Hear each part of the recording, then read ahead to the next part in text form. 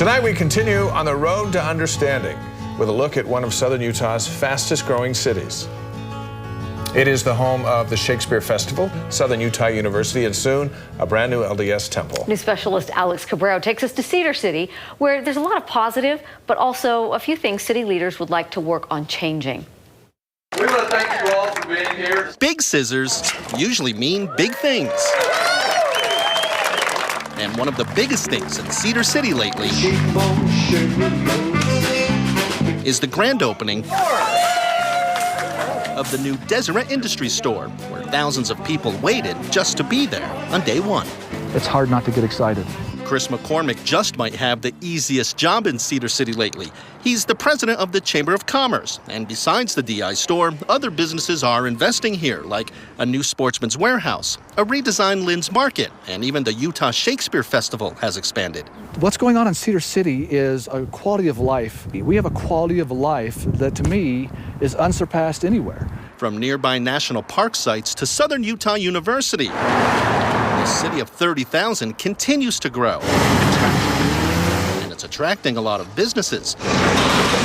McCormick doesn't have to work too hard to get their attention. We've got clean air. We've got 4 seasons.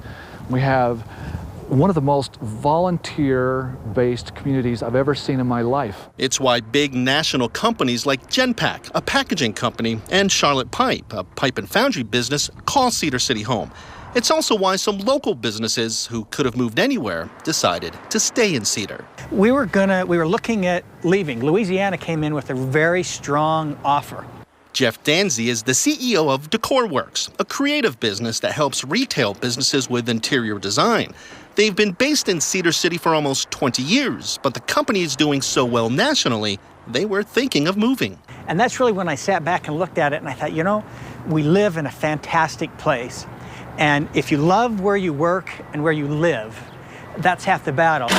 Now, DecorWorks is expanding, even renovating an old bus depot in downtown Cedar for their future headquarters. You know, nothing can match the things that Cedar City has to offer, so.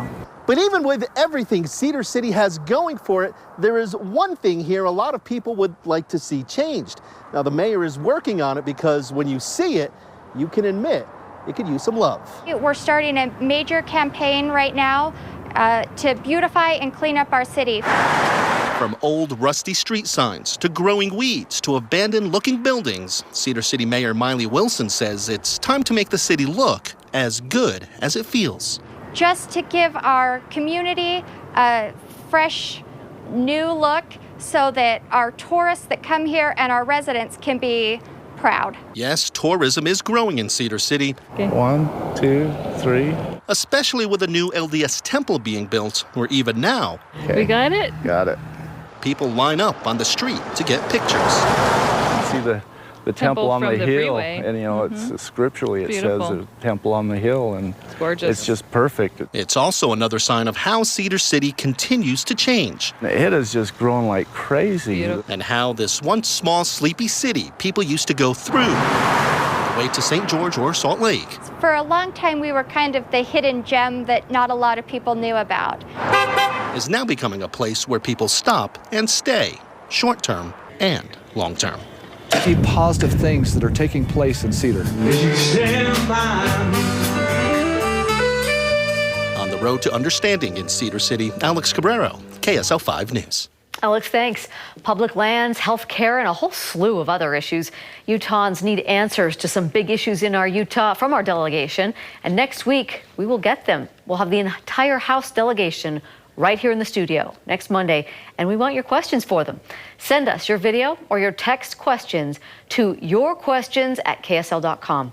Be sure to include your name and where you live, and get those to us by tomorrow at noon so we can select the questions that will air live during our congressional Q&A Monday night at 6:30. Next,